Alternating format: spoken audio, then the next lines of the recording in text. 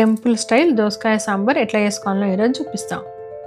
దీనికోసం పొయ్యి మీద ఒక గిన్నె పెట్టుకొని ఒక గ్లాస్ నీళ్ళు పోసుకొని కొద్దిగా పసుపు కొంచెం ఉప్పు వేసుకొని దీంట్లో మనం కట్ చేసి పెట్టుకున్న దోసకాయ పచ్చళ్ళు వేసుకోవాలి.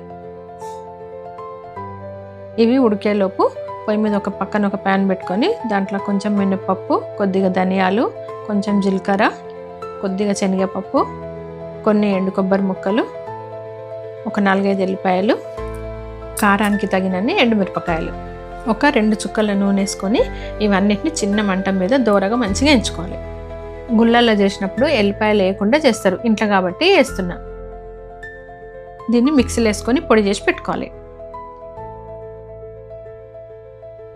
ఈలోపు ఇక్కడ దోసకాయ పచ్చళ్ళు ఉడుకుతాయి.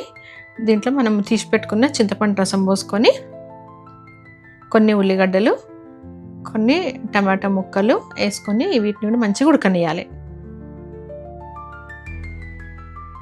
ఈ పచ్చళ్ళన్నీ మంచిగా ఉడికిన తర్వాత ముందే ఉడికించి పెట్టుకున్న కందిపప్పు వేసుకొని మంచిగా కలుపుకోవాలి. కొంచెం పసుపు, తగినంత ఉప్పు, ఇందాక మనం మిక్సీ చేసి పెట్టుకున్న మసాలా పొడి వేసుకొని మంచిగా కలుపుకోవాలి.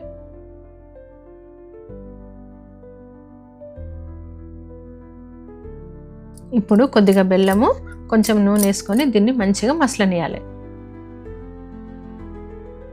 ఇప్పుడు దీని పోపు కోసము పొయ్యి మీద ఒక గంట పెట్టుకొని ఒక చెంచా నెయ్యి వేసుకొని, నెయ్యి వేడైనాక కొద్దిగా జీలకర్ర, కొన్ని ఆవాలు, ఒక 2-3 ఎండుమిరపకాయ ముక్కలు, కొద్దిగా కరివేపాకు, చిటికెడంతా ఇంగు వేసుకోవాలి. ఈ పోపును మరుగుతున్న సాంబార్లో వేసేస్తే మన టెంపుల్ స్టైల్ దోసకాయ సాంబార్ రెడీ. మీరు కూడా చేసుకొని ట్రై చేయండి.